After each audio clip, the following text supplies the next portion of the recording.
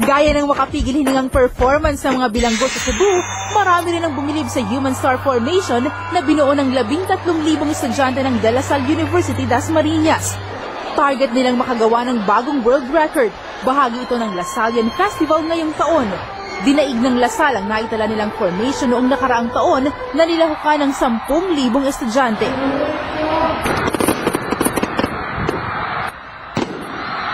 Nagkaroon pa ng fireworks display na sinundan ng cultural presentation.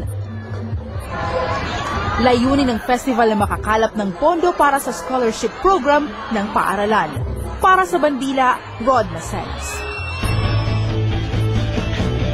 At nagdaan na naman po ang isang araw ng pagbabalita.